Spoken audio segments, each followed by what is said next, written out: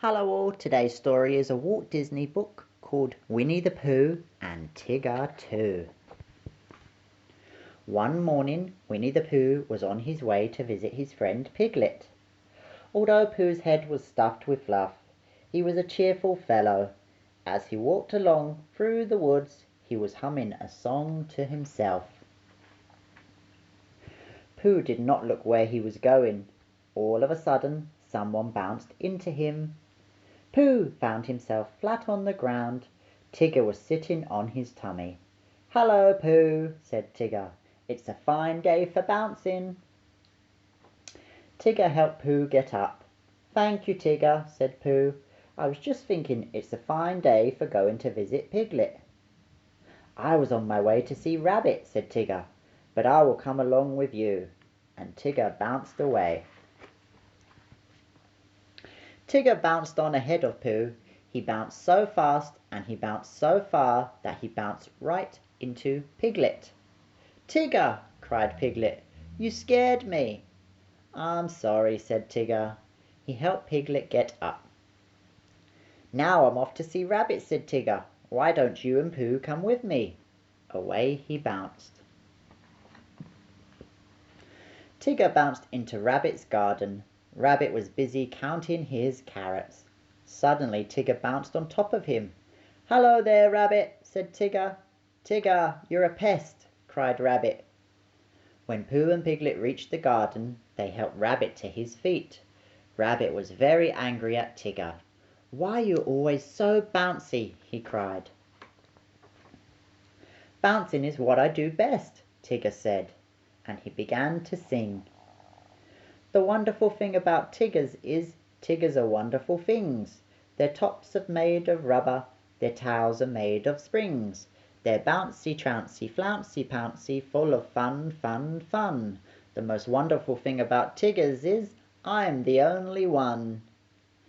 By the time Tigger bounced away, Rabbit's whole garden was ruined.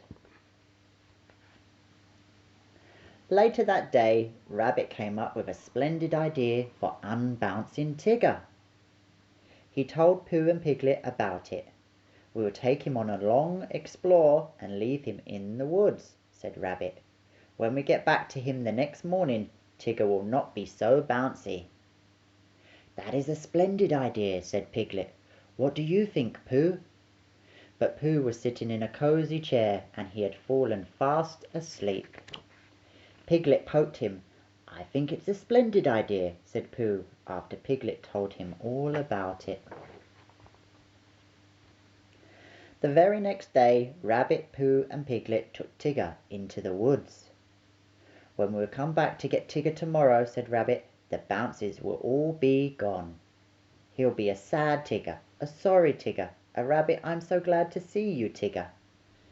Tigger bounced farther and farther away. He did not know about Rabbit's idea to leave him in the woods. The three friends followed, and they hid in a hollow log. "Quick," said Rabbit, "hide inside." They climbed into the log. Tigger soon came back to look for them. "Hello," he called. No one answered. Tigger stood on top of a log. He called to his friends again. They still did not answer. "They must be lost," thought Tigger, and he bounced away to find them. As soon as Tigger was out of sight, Rabbit, Pooh and Piglet started home.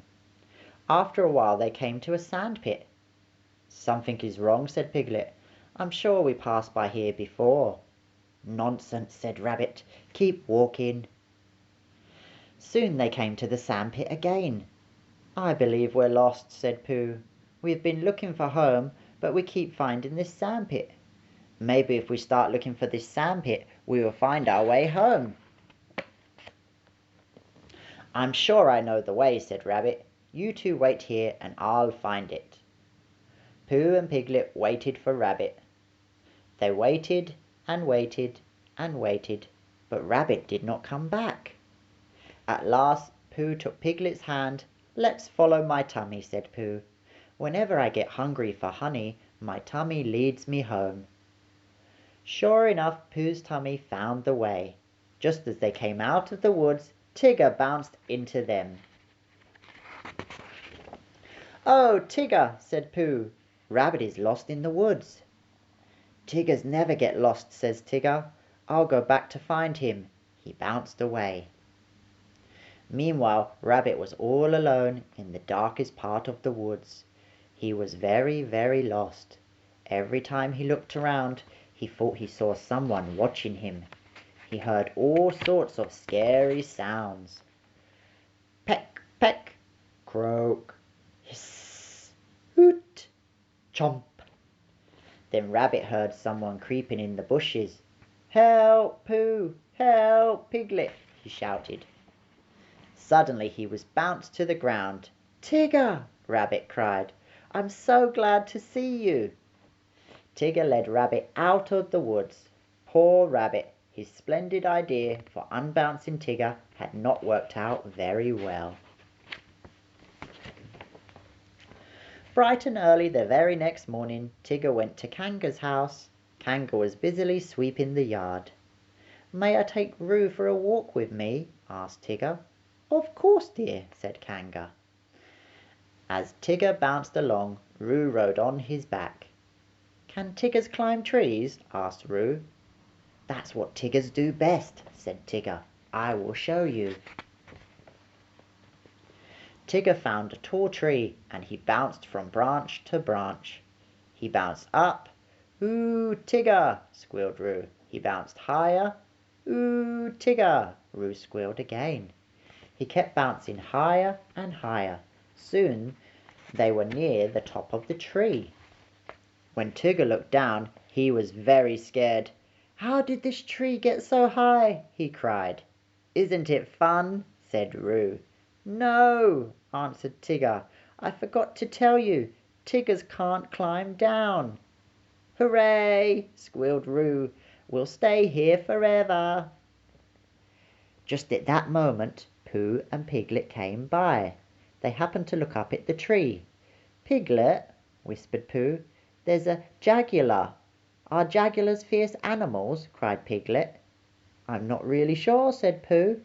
"Let's walk a bit closer and see." When Pooh and Piglet reached the tree, they saw Tigger and Roo near the top.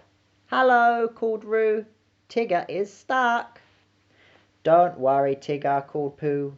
"We will get Christopher Robin. He'll think of a way to rescue you." Before long, Christopher Robin appeared. He ran to the tree with Rabbit and Kanga. "I do hope Tigger has learned his lesson," said Rabbit.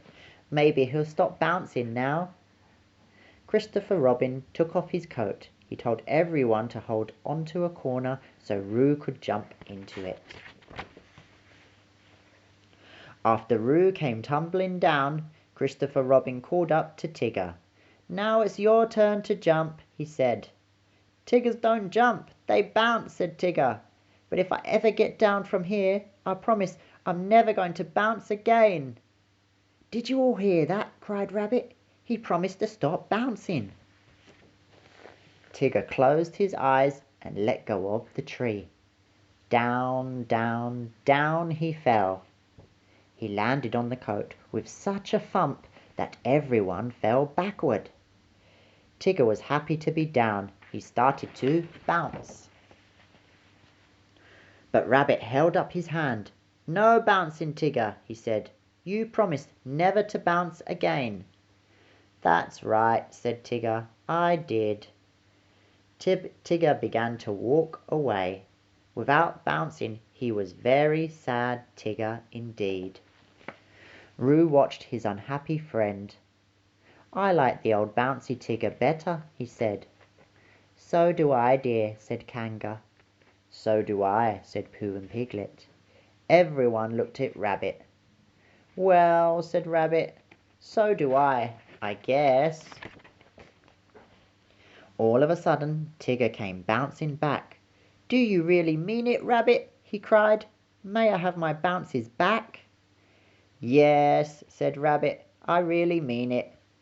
"Hooray!" said Tigger, and off he bounced, happy to be his bouncy old self again. The end. If you'd like to hear more stories, please subscribe to my channel.